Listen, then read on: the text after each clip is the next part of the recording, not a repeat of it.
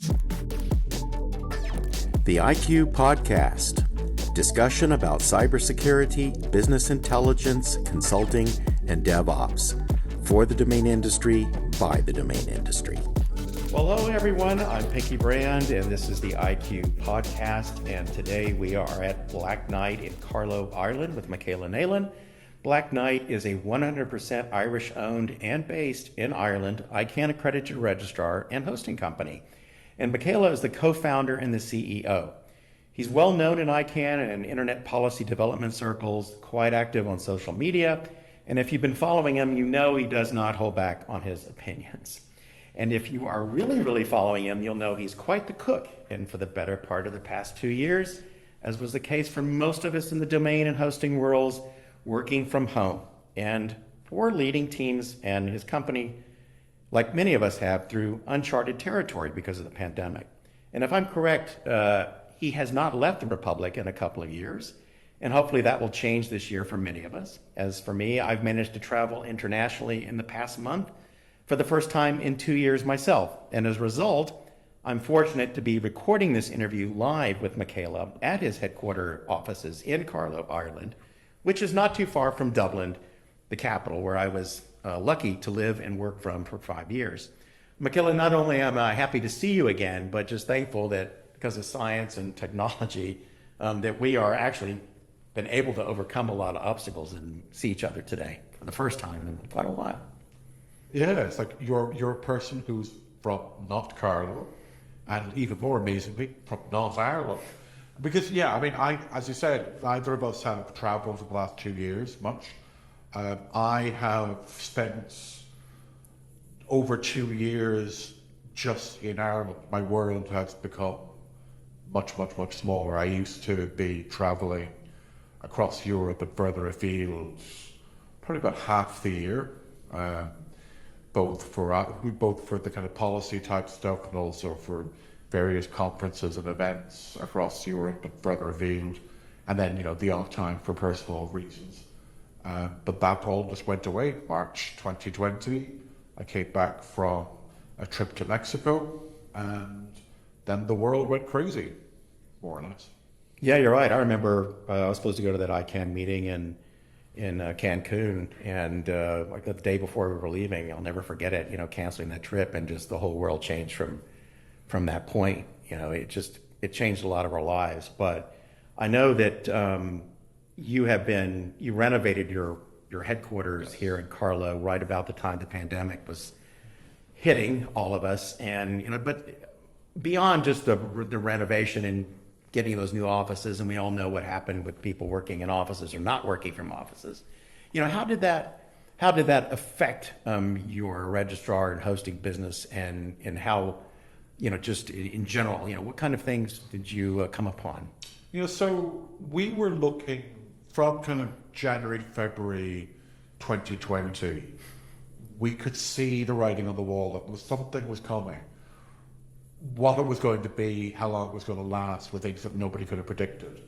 And I'm still deeply regret not buying shares in Zoom and a few other products. Same here. Because if I had, I wouldn't be sitting here with you today. I'd probably be enjoying myself on a beach somewhere.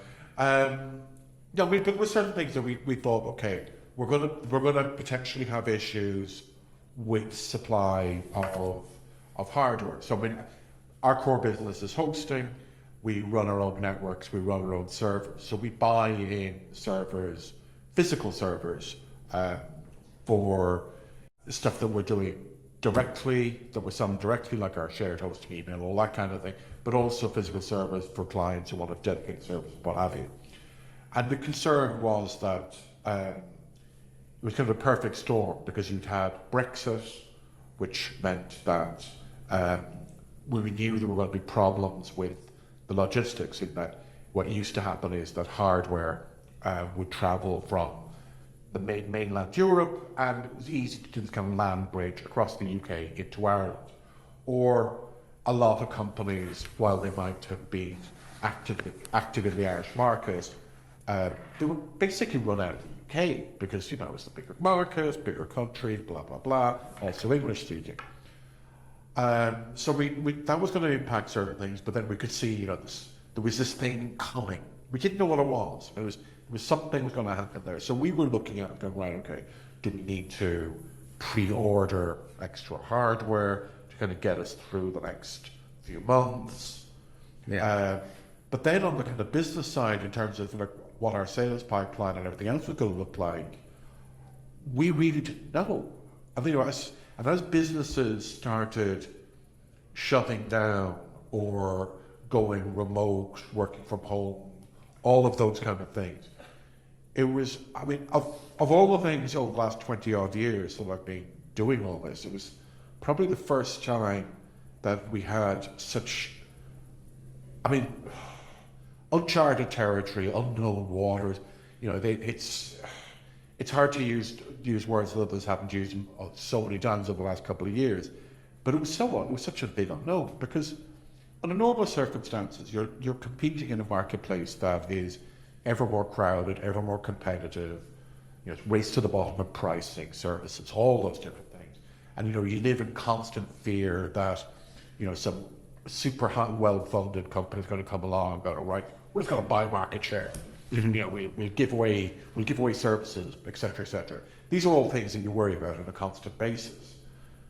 But having a situation where effectively the entire world shuts down almost overnight, that businesses close, bars close. I mean, we're Irish, you know, people think about Irish people that, you know, we love a drink. And so one of the biggest events, as you know, as you've lived here, in the Irish calendar, is St. Patrick's Day. Yeah. National holiday. St. Patrick is the patron saint of Ireland, drove out the snakes, blah, blah, blah. There's also a big thing for tourism, both local and international. The pubs were closed. Completely.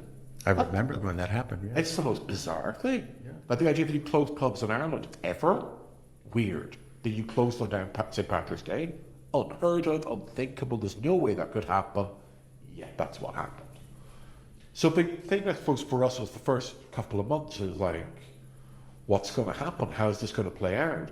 You know, looking at stuff like, so our business would be a mix of, you know, domain names, shared hosting. So this is kind of, you know, lower value things where, you know, the client might be paying you anything from 20 or 30 euro a year up to a couple of €100 a year. But then obviously you've higher value clients would have dedicated servers, private cloud, all of those kind of things. And you know, the concern that we had was, well, you know, what's going to happen with some of these? You know, are we going to end up in a situation where they're just not going to be able to pay their bills, or they're going to go out of business, or contracts that we've signed with these companies,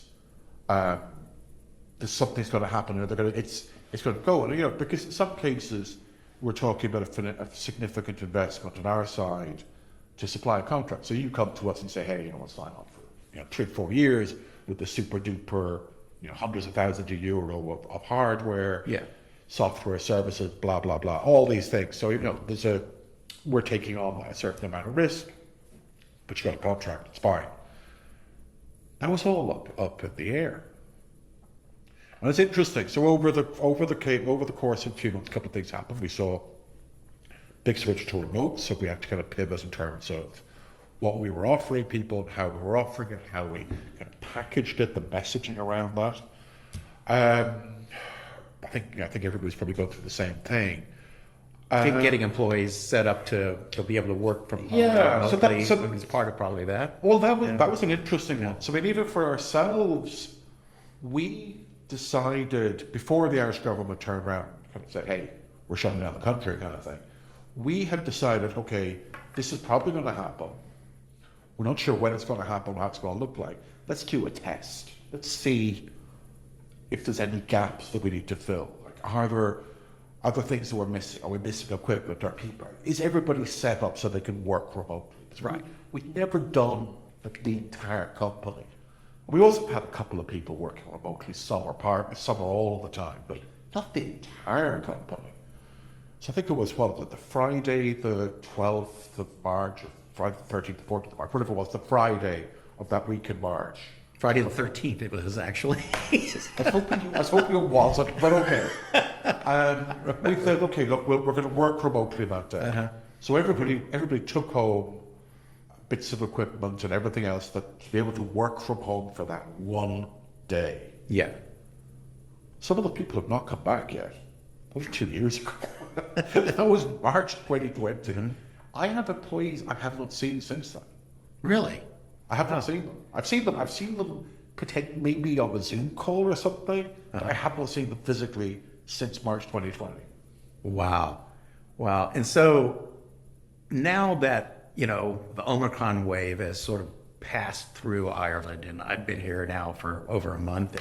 I see you've enjoyed the peak of that. Great. It was lovely. I haven't been in Ireland in 5 years, and I want to go to a pub, and I can't even get a drink past 8 p.m. I'm not complaining, but now it's lovely. But no, it's good thing for your health. Yeah, it is. I have to say, I think it was good for the soul and the health. But honestly, now that that has passed, and now that the Irish government has said, okay, it's okay to return back to work, how are you finding that situation working out for you all, and the employees? So, it's interesting because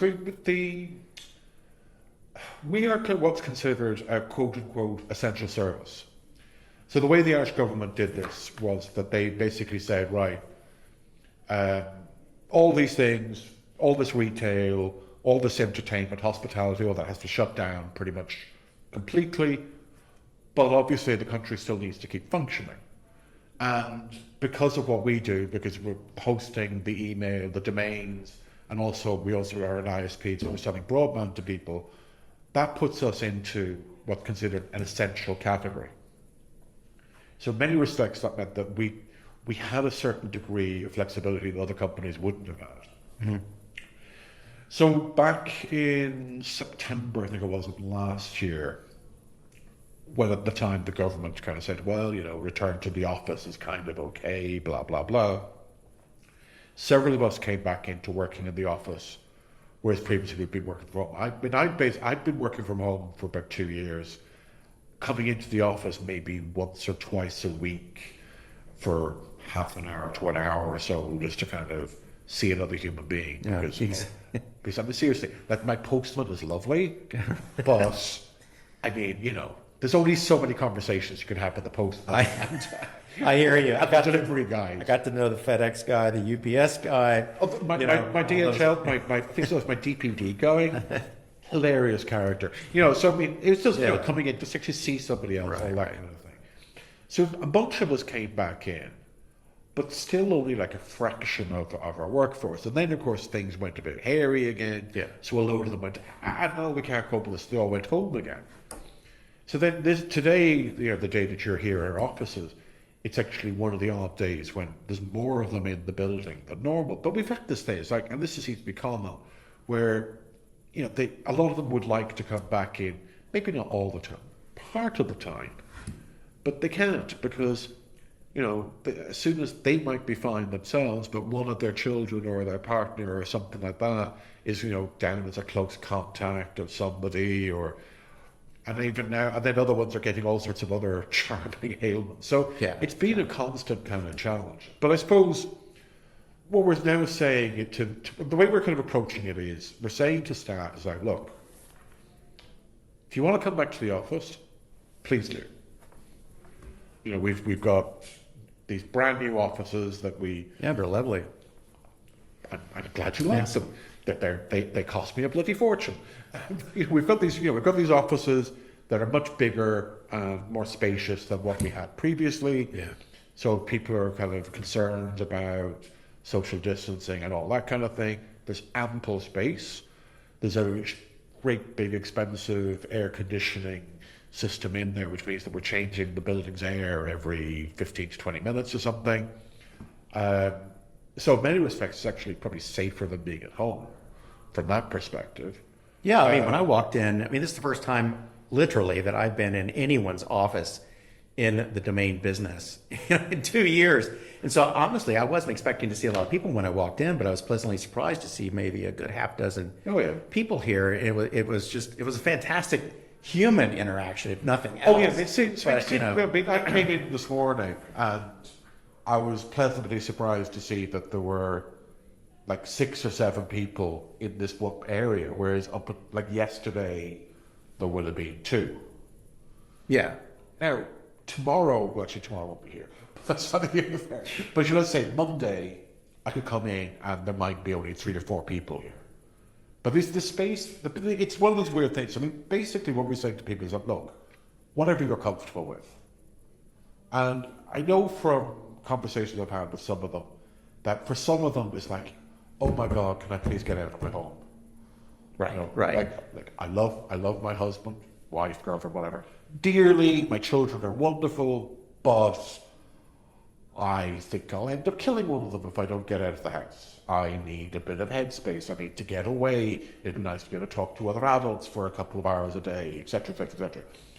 So for some of them, I think there's that. I mean, I know there's 1 or 2 of them. They'll come in here for half the day. So they work from here in the morning, and then they go home and work from home in the afternoon. So the other thing as well is just things like, with all the restrictions and closures and things like that, the government kind of said, well, the way you used to have 10 kids in that kindergarten type setup. Yeah. Can't do that anymore. You only have 5 or whatever. There were lots of those kind of things. So it's having a knock on childcare. Right. Which is also a problem. Like I've had one employee there who's on to me, a couple of months ago, and she's like, practically in tears because she misunderstood what we were doing and thought that we were saying, oh, you all have to come back to the office. It wasn't the case at all. And she was having a total meltdown. Yeah. No, we're not saying that. It's fine. Yeah, yeah. She's like, oh, you sure? And I'm like, no, it's fine. And the thing is, for a lot of our staff, they're able to do that. They're able to work remotely, and it works. But we're in a lucky position. It depends. Like some people within the company do need to physically come in and do things. Like I've got one guy downstairs who spends an hour every day packing up routers and shipping them out to people. Right. You can't do that remotely. Unless you can figure out how to remotely control a robot, I guess. Well, who knows? Maybe that might robot overlord. Yeah, that's right. I mean, this is there's that kind of thing. But I think, yeah. I mean, I've spoken to people in other companies as well. I mean, there's been a lot of conversations, and I think people like hanging around with other people, at least part of the time. So being flexible and allowing for that kind of hybrid type thing, I think makes sense. I think I kind of think that's where we're going to be for the next while. We'll see. I mean, we'll see how things pan out. Yeah, I think it just depends on companies, their organizational structure, and whether they can actually get things done in either in teams or however they're doing it. Yeah. But I mean, I have to say, I was positively giddy driving here today and actually stopping somewhere along the way and getting some coffee, and then it was almost like I was going to work. It was just a. So does that mean I get to boss you around?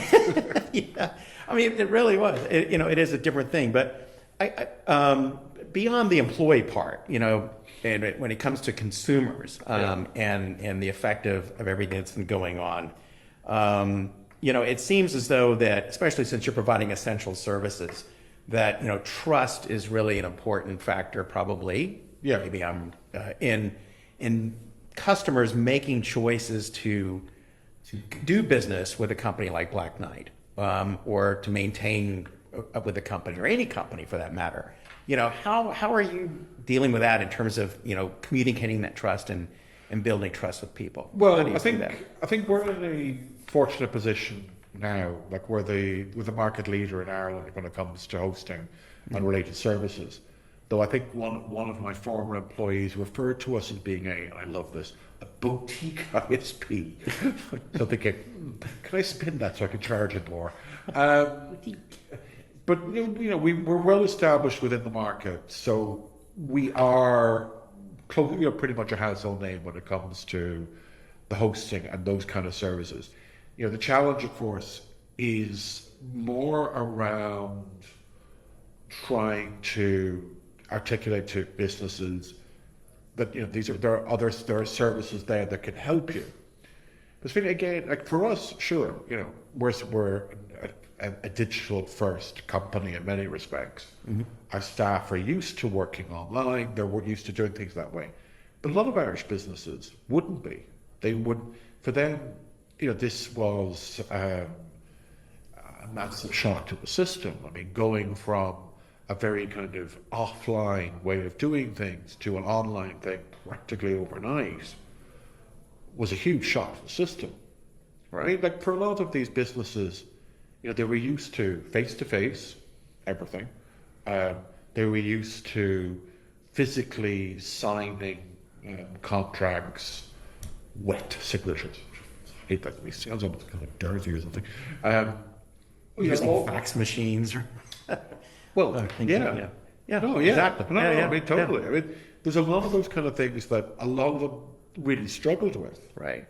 And, from conversations with some of the ones that we were dealing with who are suppliers to us for various services, you can see some of them were fine, but others, oh my God, it's like, this was just, they just couldn't cope. They just had to deal with it. So I guess they're all needing to set up, maybe for the first time ever, these newer companies, websites and figuring out not even websites. Just communicating. Well, just think about it this way, right? You've got to remember, for a lot of these businesses, it's down to simple things like accessing documents. It's down to things like having, so years back, and it's been seen in most countries, it's about 20 odd years ago, the thing was that these IT service companies would go out and they would get you a physical server, shove it somewhere in your office, and everything kind of ran off that. Right. So you'd have all your file shares, your shared documents, probably the payroll files. I remember those days. Yeah. I mean, this was not a strange thing. This was fairly common. Yeah. And then for things like email, they'd have it set up in such a way so that email between the staff in the building would just go, within the building, and then, to the outside world. They weren't ready for this. I mean, they weren't set up for this kind of thing. So, we saw a lot of them switching to services like, Microsoft 365, so that we'd be able to give them those kind of tools like, collaborative documents. There's a lot of security things there. There's a whole load of services that these companies probably needed. And in some cases, it was a case of talking to them and trying to work out what they wanted to do. Now then, obviously, the online business side of things in terms of actually selling products and services, that exploded.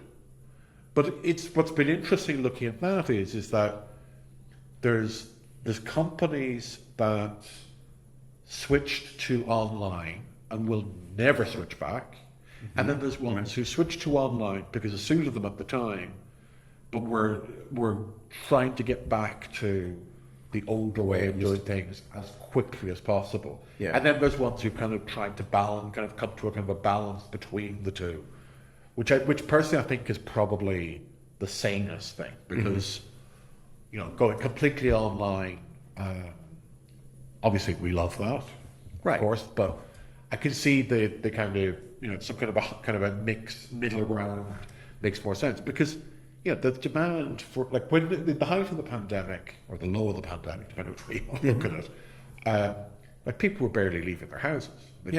Here we were restricted to, I think it was 2 kilometers from your house. I do remember reading about that. Yeah, I mean, we had pretty tight lockdowns, but you could go further than that for shopping and what have you. Mm-hmm. But I mean, it meant that people were, not really leaving the house. Yeah, they were really stuck. They weren't really going around the town. I remember being Carlow is not exactly a huge town or anything, but there's a car park in the centre of the town, and normally it's a pain in the neck trying to find parking there because it's full, constantly full. It's this kind of thing we end up going round and round it 2 or 3 times trying to find that parking space that you can somehow kind of wedge your car into, and then you know getting the car out afterwards is like, oh god, It's a whole other story. that's a whole other story. So anyway, I remember driving in there one day and there were 2 cars in the entire thing, and I was over in Kilkenny, which is about 20-minute drive from here. Another day, and I'm not from the area. It's like following the GPS going, oh yeah, there's a car park here. And I drive into the car park, barrier goes up, go in, and I'm looking around and I go, there's no other cars.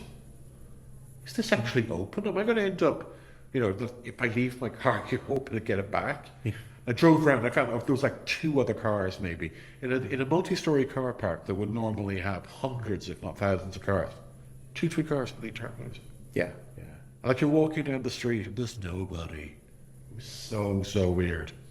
But sorry, that's complete segue. But the thing is, I think, you know, there was a massive switch to online. I think, you know, for some of these companies, it was good for them in the short term, but it probably didn't make as much sense for them longer term. And for some of them, it just didn't suit them. They were just wanting to go back. So I think there has been a correction back over the last few months as the economy has reopened a bit. How that's going to look over the next year or so, I don't know. So I can see that for certain things, people are like, "Oh, we've experienced online. It was good." Yeah, some of the things it might go, "Oh wow," some of the aspects of this are actually fantastic, and then for others, you're going, "No, we want to do it the way we've done before." Obviously, with provisioning a lot of these services, people need a domain for some of these things. So did that have maybe I'm answering my own question here, but I'm assuming that had a positive impact on domain registration statistics or trends? Yeah, I mean, this is something that, again, I wasn't sure how it was going to play out. I kind of, I was taking a conservative / pessimistic view on a lot of this because, you know, the concern being that a lot of businesses would go to the wall if they were forced to close. And I think, ultimately, that's probably going to happen anyway, but, you know, maybe on a different timeline. Because like, at least here in Ireland, the government has stepped in and filled the void by providing a lot of support and spending billions of euros propping up a lot of these businesses. But yeah, I mean, in terms of trends, so there would have been a definite increase in domain registrations across both TLDs and gTLDs during the pandemic. Some of those will be purely opportunistic, and you know the renewal rates are going to be terrible. Right. So you know you're going to have ones that would be using, I don't know, like COVID-specific terms in them. Yeah. Or I mean, obviously there was an increase in domain registrations to do with all sorts of PPE and lockdown. Did you find a bunch of those abusive, you know, because I know early on there was a lot of discussion about that, a lot of false positives being reported out there. Absolutely. Yeah. So this is one of the frustrations. So we had clients who had registered, let's say, COVID-related domains. Yeah. And but what I mean by COVID-related domains is like a string within the domain name would be a term that is obviously linked to the pandemic. So it could be pandemic, virus, COVID, corona, COVID-19, PPE. I mean, that kind of cluster of terminology. Masks. Yeah, vaccine, for example. I mean, there's all of those kind of things. Keywords, yeah. Those kind of keywords. And we had this really weird situation where they're spinning up things on them, completely legitimate. I mean, they're doing legitimate things. And they're finding that people can't get to their websites. And we're like, oh, hell, that's weird. Nothing wrong with DNS, domain's fully registered, DNS results, fine. You run it through various tools, or there's loads of tools out there. We're going to do DNS diagnostics and what have you. It's very, very strange. Work it out. They discovered that, some idiot somewhere had put all of these bloody domain names onto some stupid list because, quote unquote, they were a threat. Yeah. they get flagged and then Yeah, but it's pre-crime rubbish. Yes. The domain names had in many cases were fresh virgin registrations. They'd never been used, but because they contain certain keywords as strings in the registration, then they were being flagged as being of high risk, and it's just so frustrating. Yeah, we noticed that too early on. We were, but as a lot of books were at the very beginning, it was sort of like, wow, we want to do the right thing and we want to make sure that people are not harmed, right? Yeah. And we were even subscribing to some of these reputation block lists that had these in there, and then we started noticing a lot of false positives, and then started dropping these block lists because. What we found is even though some of them were human checked, not just some algorithm or whatever, and they were still saying that there was a problem with it. But then when we would check these, we would see that there's absolutely nothing there. It's exactly what you're saying. It's like a pre-crime. It's not, you can't shut something down, I mean, the thing is, it's okay. So I disagree that you can't shut something down preemptively. You can. Yes, you can. Yeah. But you have to be very, very careful and very judicious how you do that. Yeah. So in the case of DGAs, right. In other words, so these ones that are algorithmically generated domains, right. Once you know what the algorithm looks like, you preemptively block a bunch of registrations based on that. But that's a very narrow use case. What happened was that the European Commission, for example, turned around to URID and said, here's a list of keywords. If any domain name is registered with these keywords in it, you should not let it resolve immediately. You need to go off and do all sorts of extra checks and things on it before you allow that domain to be properly delegated. Right. I'm trying to explain to them that covidsucks.eu, COVID does suck, by the way. Yeah. covidsucks.eu Totally agree on that one. is not a nefarious domain name. Yeah. Because it's not the domain anyway, it's the content, for God's sake. So I could set up Mickey Mouse is wonderful dot whatever and use it for spreading malware. Or I could, and that's obviously not what you want. Or I could go off and register a domain where saying malware is awesome, download my malware dot something, and put up photos of bunnies. I mean, the domain and the content are two separate things. Yeah, exactly. Yeah, I think without a doubt with the DGAs and sort of other domain registration blocks that you can see that are maybe coming from certain IPs, or that could be a reason sometimes for someone to sit there and go, okay, wait a minute, what's going on here? I mean, the thing is that there's stuff like that recent report that the European Commission paid for. Why? Oh, that thing. Yeah, I saw that. I was a little puzzled by some of those conclusions in there. The conclusions are ridiculous. Yeah. And there's things in there. You see, what I find frustrating with some of these things is that if it hadn't been for online and for e-commerce and for all of those wonderful products and services that we're both able to offer people and use and keep things running, right, then a lot of us would have been in serious trouble over the last couple of years.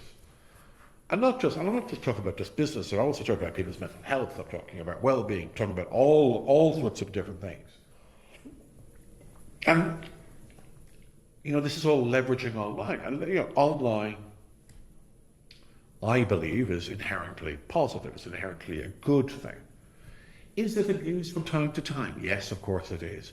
Are there evil scumbags who like to do bad things on the internet? Yes, of course there is. That's what gives you guys a job.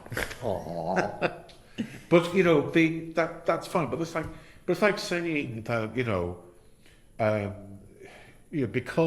because I could kill people with my car, we should ban cars. Right. Yeah. That's what some of this stuff looks like. I think that's not a good route to go down. And you have to be realistic. I mean, if you make it harder and harder for people and businesses to register domain names and set up online services, then you're playing into a space where the big tech, in other words, your Facebooks and your Googles, become the only online presence that anybody can have. And that's not healthy for a multitude of reasons. It's not simply a question of, obviously, I see them as competitors in many respects, but it's not a healthy ecosystem. Right. I mean, if your only online presence is a Facebook page, then you are completely at the mercy of the foibles of Facebook, aka Meta, and their shareholders, or whatever it is that they're interested in pushing at any given time. So they could decide in the morning, well, we've decided that businesses that target people of that particular demographic, well, we don't want to ban them outright, but we're just going to make it really, really hard for them to get any traction online. And that's it. You're done. People will simply stop seeing your posts. You're basically ghosted online, as it were. It is a challenge, yeah, I think, for especially folks that are newer to being online, to really understand, the difference between having their own website on their own domain hosted, as opposed to a Facebook page or something on some of the other social media platforms. And some of them can be good for certain types of communication, but I'm kind of violently agree with you on don't the get me domains wrong. part. Yeah, Don't get me wrong. I mean, I'm a big believer in leveraging with social media and all that for a variety of things, but I view that as being part of your digital toolbox. Yeah. That, and depending on what kind of business you're in, some of them will work better for you than others. I mean, like say, for us as a company, Instagram is something that we try to use a bit, but it's hard for us to use it because it's hard for me to kind of visualize hosting and domains and things like that. It's not a very visual business.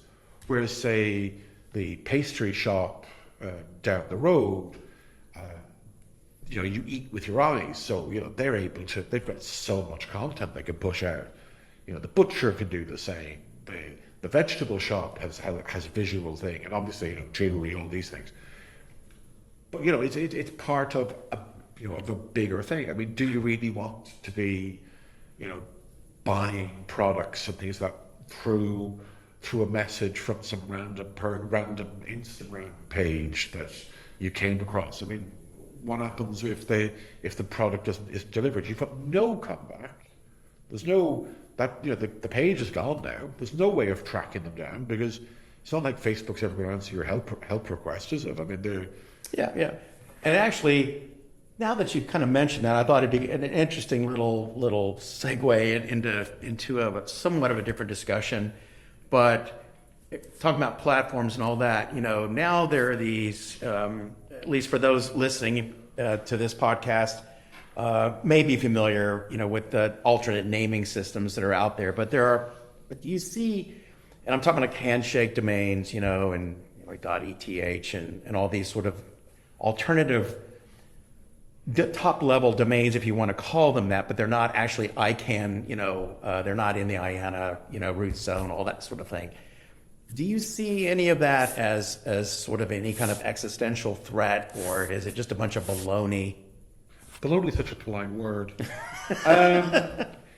I would use a much stronger word than that, but I won't because I wouldn't want to upset your listeners. I'm old enough to remember when there was a big push for this kind of alternate route stuff about 20 odd years ago. And at the time, I remember seeing stuff in some of the tech press about this. Yeah. And, it was, what's it called, like UNet or something. I can't remember the exact name. Browse, but they were only supported through browser extensions. Yes. People had to. You had to understand how to do that. You had to download a plugin, an extra bit of software essentially, in order to be able to access them. But the way they kind of pitched it, it's like, this is great. You can go off and you can get this, domain name thing and whatever and blah blah blah. And after that kind of died down, that fizzled out. And then I remember when I kind of got more involved in hosting and domains, coming across these alternate root people And it's kind of interesting. It was kind of curious, it's quirky, and it's that kind of geeky hackery type thing of, hey, the internet should be free and available to anybody. So why do we have to all toe the line and kind of sign up to this ICANN thing? We should be able to have our .lion. I mean, .lion was the one I want to remember. It's .lion with rollers. And again, you could still access them if you wanted to, but you'd have to often hurt small animals to make it happen, because it's something that the average punter is not going to be able to do. Fast forward a few years, we've had the new TLDs come out back in the 2012 round, and so that's just whatever it was, 1900 odd new TLDs, some good, some bad, some absolutely terrible, some absolute clangers. But there's loads more. That the entire argument over choice has been answered. It's the choice argument gone. Like, right. You want to register a domain name today, you can register one. You have choices. In some cases, those choices are confusing. In some cases, those choices aren't amazing, but you have choices. I mean, looking at, like, you've got a camera here with you.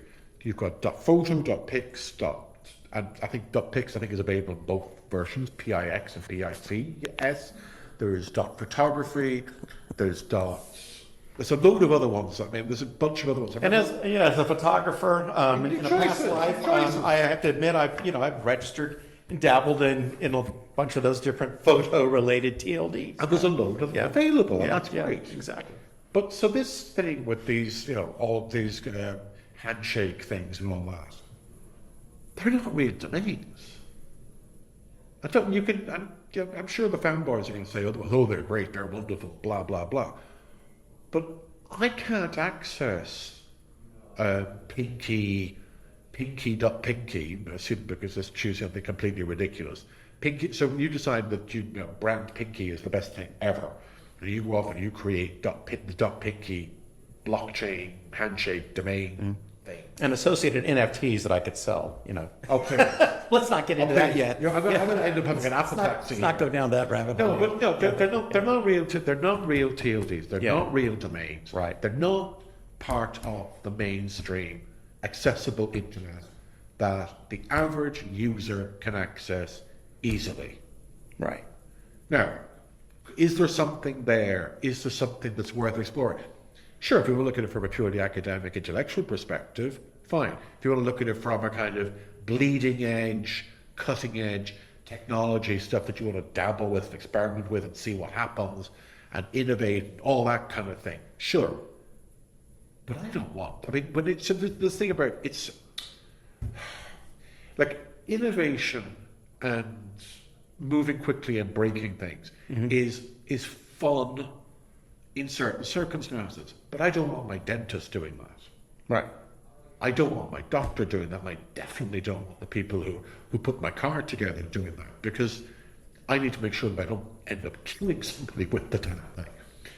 And when it comes to this stuff, I mean, the issue with this is that the average internet user doesn't even know that they're using the internet a lot of the time these days, because we've done a very good job, not a very good job in other cases, but we've done a very good job in many cases of making the internet an integral part of your day-to-day existence. Right. That a lot of the services and things like that you're accessing are online, and if they're working well, you don't know. Like, you go into a restaurant in many parts of the world these days, and they don't physically give you a menu anymore. They give you a tablet or something like that. Right.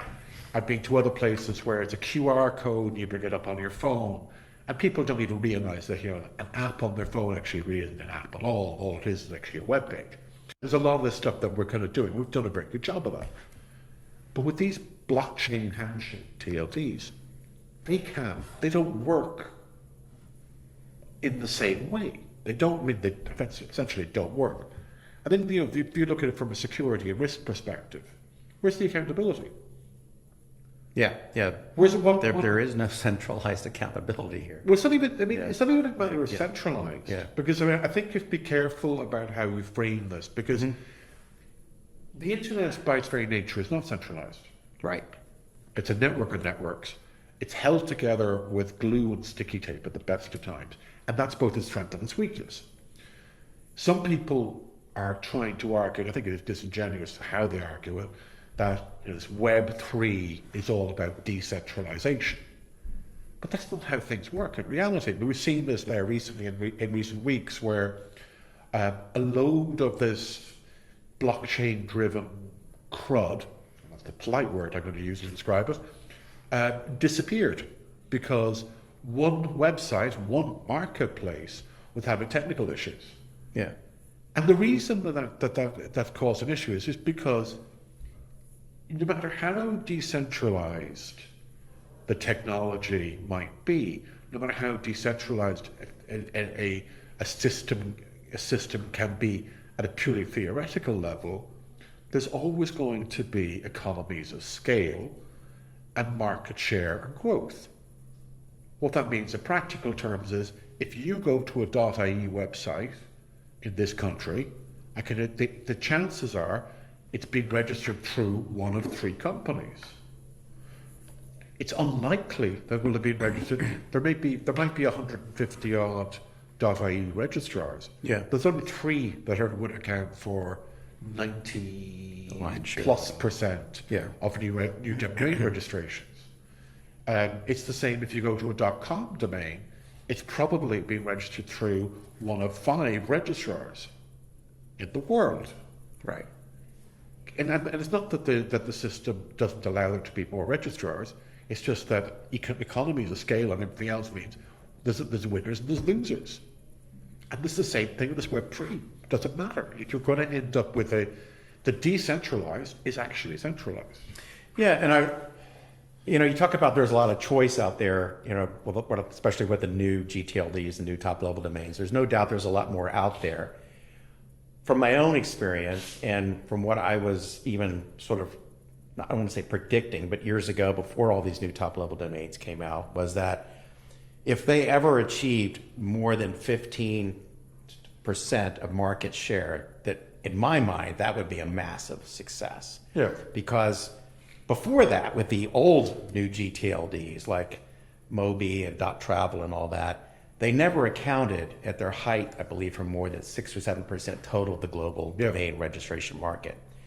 And so now we're at a point where it's several years down the road with these new top-level domains. And they're out there, they're established, and because of, I think, what's going on post-pandemic, people are starting to latch onto them a little bit more.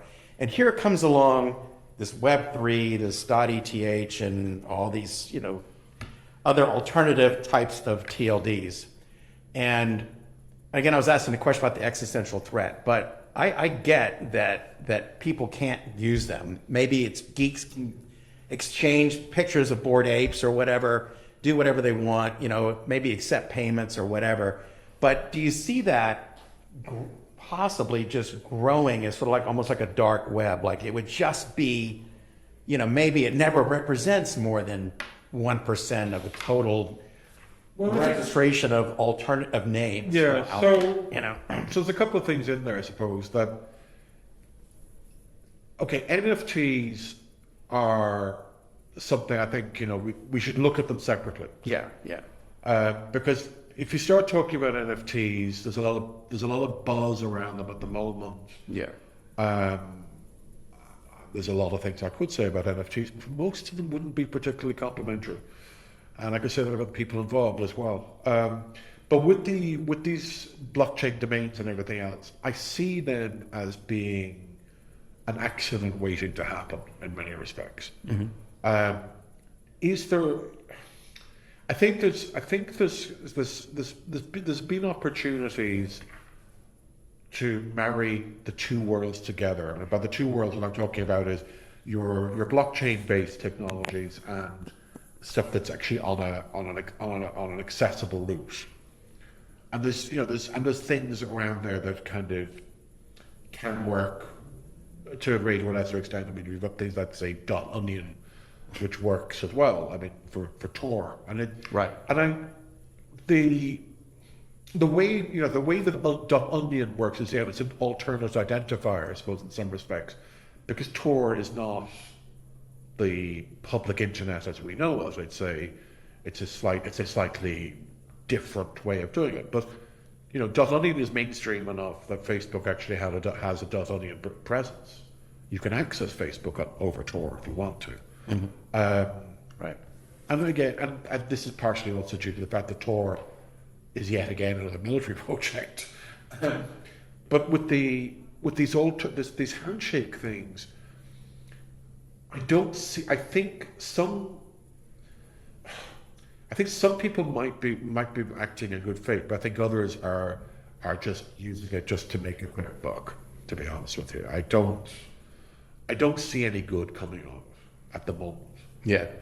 Because in the new TLD space, there was a couple of players who wanted to try to bring certain technologies together, and none of them really succeeded. We saw that previously with the first kind of expansion with .tel.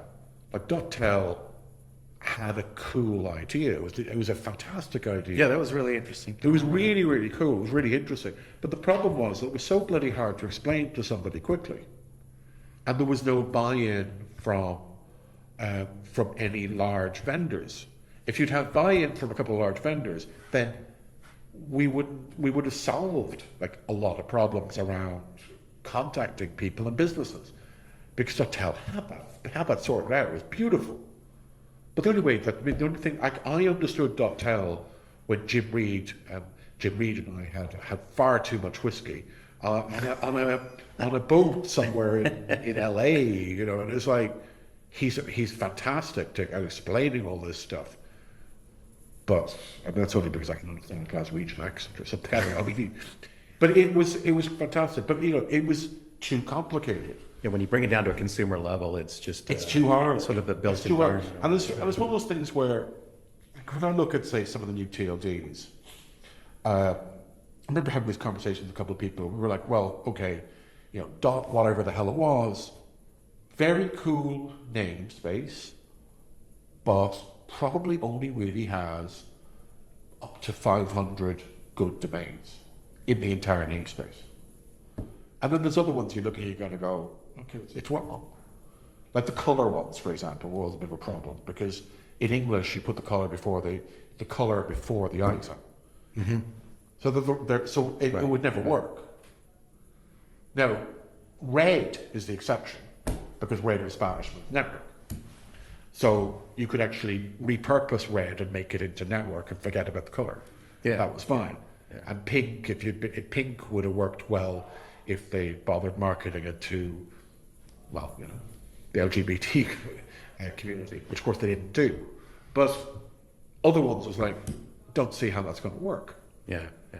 But yeah, I just don't see these blockchain things as being good. And then when you get me started on things like this rubbish, like this forever domain rubbish that a couple of people have been trying to push. I think the Epic were the most recent ones to do that.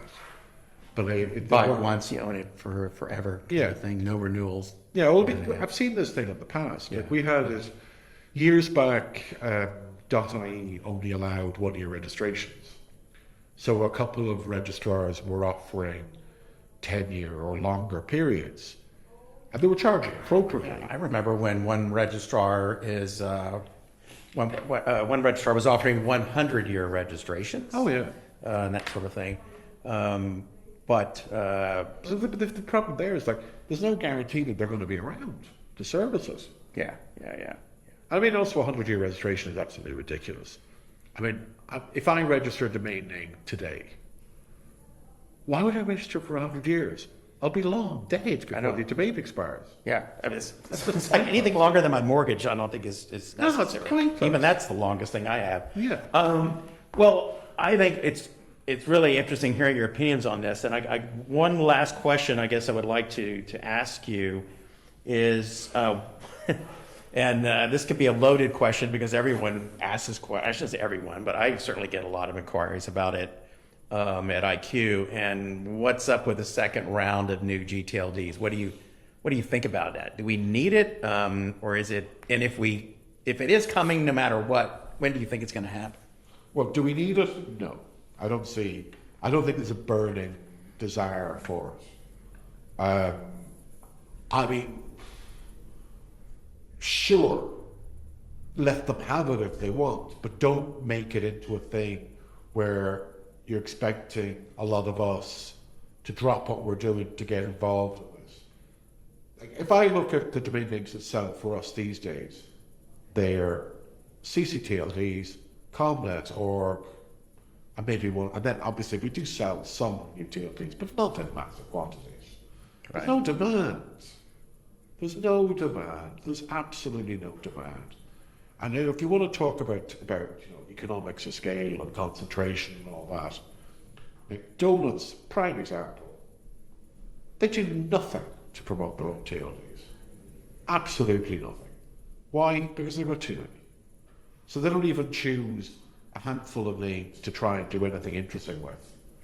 They just have like this. They just have this ridiculous number of them, and it's a pure numbers game. Yeah, and I was thinking, I mean, going back to the days where I was involved in registries and having to go talk to registrars, and back then there were a lot less TLDs, sure. And just trying to convince you or any other registrar to sell our TLD because it's the best ever. Yeah. So how do you deal with that now? Like, what do you look for in a registry that might be coming to you and wanting to do that? I don't want to give away any secret sauce, but no. I mean, a lot of the stuff I've written about this publicly in the past. Yeah. Probably about time I do an update on this, but at some point. Yeah. The audience is kind of limited. So from our perspective these days, simple is best. And what I mean, but some people go, so you don't want innovation? It's like, no, that's not what I said. It's not a matter of whether I want innovation or not. What I'm looking for is simple, and simple comes in a number of different ways. So simple is that the pricing is straightforward and not complicated. This kind of rubbish where you have like 1,000,001 different tiers of pricing. A domain name will cost one price on a Monday and a different price on a Tuesday. But if there's a full moon, it might cost more, but only if that full moon is happening in a particular part of Asia. If it's happening in Europe, no, the price is different. I mean, this kind of rubbish. It's like, I'm sorry, this is too complicated. How am I going? If I can't understand it, how are my staff going to understand it? How are my customers going to understand it? Right. It has to be pretty straightforward.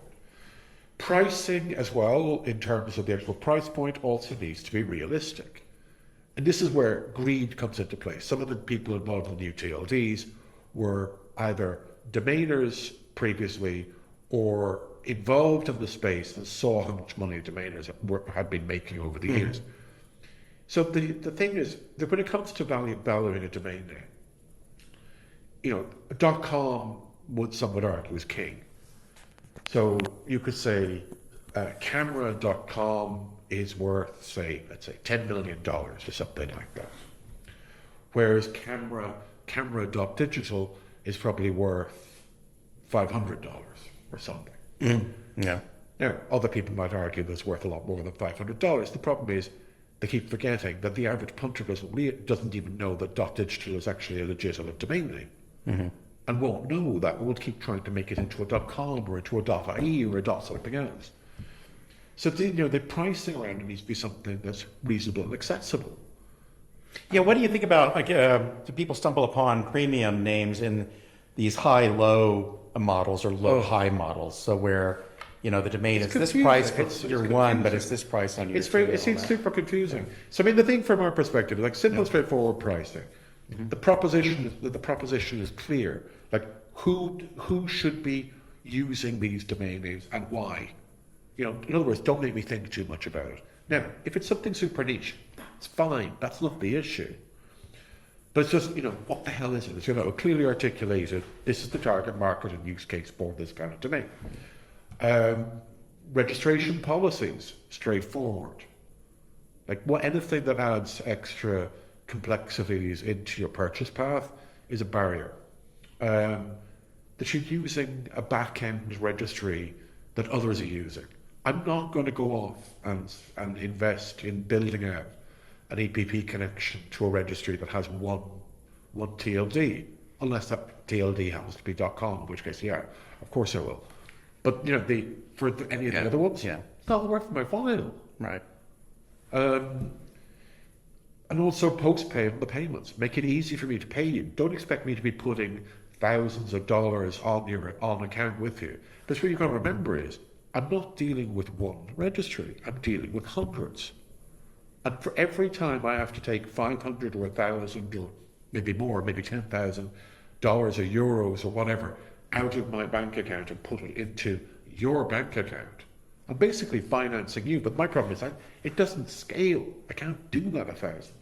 Yeah, I think you hit the nail on the head on that one. Absolutely, because I remember sort of, you dial it back about 10 years, sort of prepaying and on deposit was probably a little bit more the norm.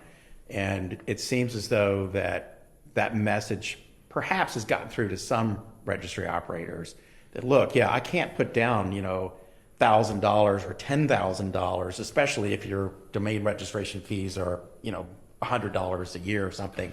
It's just, multiply that out 100 times. It's not ridiculous. sustainable. It's ridiculous. For a lot of registrars out there. It's crazy. Even for the big ones. It's crazy. It's crazy. I mean, you look at the public financial reports from some of the big ones who would be publicly traded and all that. Yeah.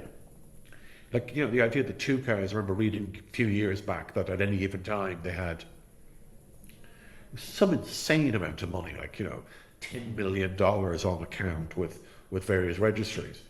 And I'm looking, going, well, of course they do. And I understand why they do, but it's nuts that you'd have like $10 million that you can't use for paying staff, paying other bills, doing other things. It's just dead money sitting there. It's crazy. Yeah. I think in terms of whether there's a need for a new round of TLDs, I don't see a burning need for it. Would we offer some new TLDs in the future? Sure, if they're easy to work with, if their pricing models and everything else aren't complicated, if their registration processes don't make my head hurt. But even for ones now that they think, we've got an easy thing. It's like, well, you might think it's easy. I've still got to find some way of wedging that into my software. I'm not sure if I'm going to be able to do that. And is it worth my while? Like, why would I spend, if you think about it, let's say it takes two developers, 2-3 days or longer to build something out, work out how much it costs you to pay a developer, and not just how much it costs to pay a developer, also think about what it is that they could have been working on that actually brings you in money in the time they're building that out. I mean, come on, it doesn't make any sense. Yeah, it's interesting points. I think it's fabulous to get your opinions on all this today. We have talked about so many different things, and this is the first time, again, for the audience, you've been listening to a lengthy interview here. This is the first time that we've been able to get together and see each other in a couple of years. But I think even for myself, just to get together and talk shop and talk about this is just a thrill. And I guarantee you I could sit here for hours longer, but I don't think our audience can today. So we will come back another time for sure. And I'm sure we can talk about other things. But I guess before we leave, is there anything else that you see looming on the horizon as a person running a registration and a hosting business that is either concerning or you're thrilled about? I'd love to see something that we're big thrilled about, but I think the reality is the stuff that concerns me more, but outweighs that. So we went through GDPR, which obviously some people were upset about. I mean, I see it, overall I see it being a positive.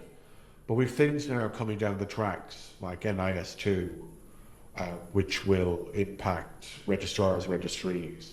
Yeah, absolutely. And NIS, essentially, for those who aren't familiar, NIS2 is around, the idea behind all of this is that countries would have a proper base level of cybersecurity in place. And that's oversimplifying, but that's essentially what we're talking about.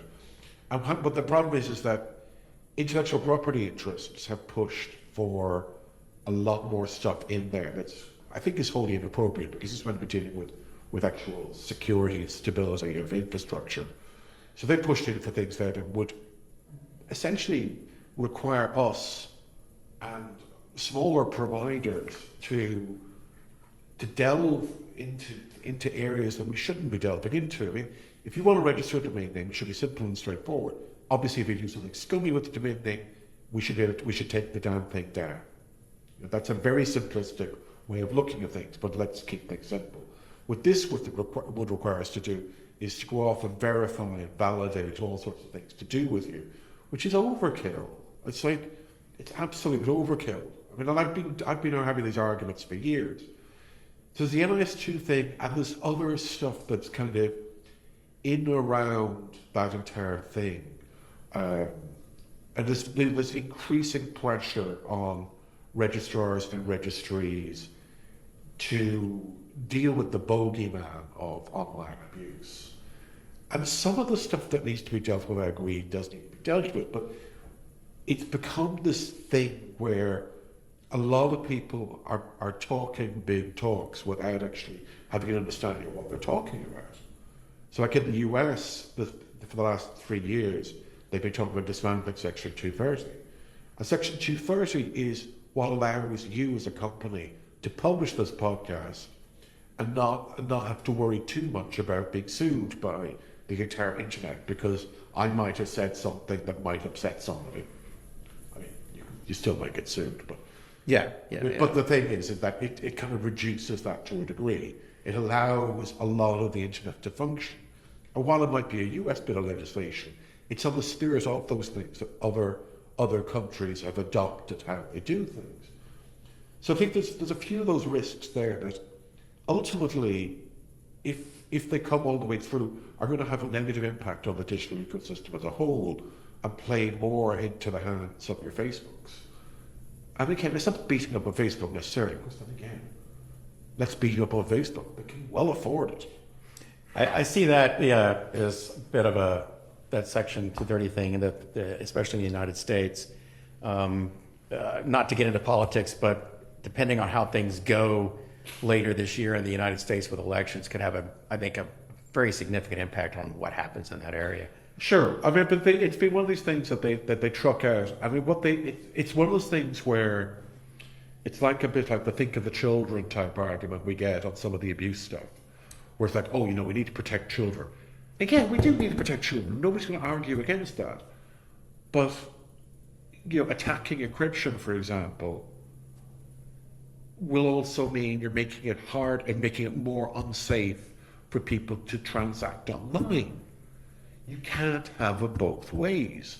You can't say, I'm going to make it harder for the bad guys without also making it harder for the good guys.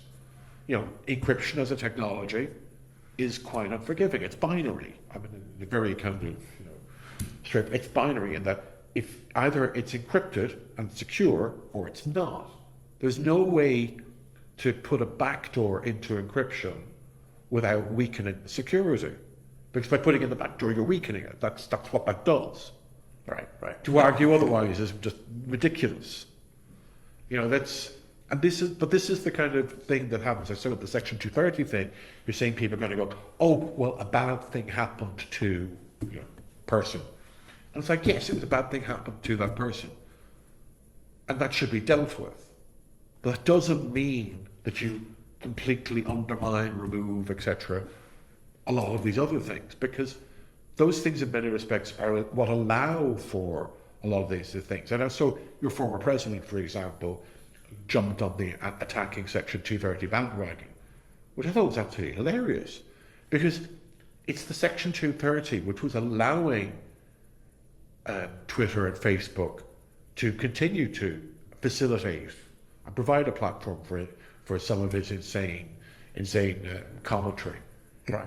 If you remove that Section 230 protections, they'd have to stop. I mean, it'd be a bit like, we're looking at some of the legacy ISPs here, who would say to you, well, yes, we offer web hosting, but we have to manually vet all the code before we let you put it on our servers, which I wish I was joking about, but that's an actual thing. Yeah, I think there's going to have to be a lot of explaining that is going on to keep things in line, hopefully. It kind of reminds me of going back in the days of trying to explain to judges about how domain names actually work, and that it's not actually property, so to speak, and just understanding the technicalities of what makes the internet function. But listen, we've had a nice, fabulous discussion here, and I'm just so happy to have seen you in person and to hear what you've got to say. And I hope our listeners have been able to get educated and learn a little bit more about what's going on. And it is with gratitude again that I thank you very much for your time today, Michele. And to the listeners, if you would like to learn more about Blacknight, you can go to blacknight.ie. And if you would like to learn more about the IQ services, you can go to iq.global. Again, this is Pinky Brand with the IQ podcast. Thank you very much for listening.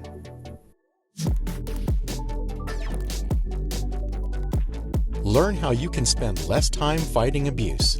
Start your free trial today at abusemanager.com. Do you have feedback or topic ideas? Reach out to us at hello@iq.global. And thanks for listening.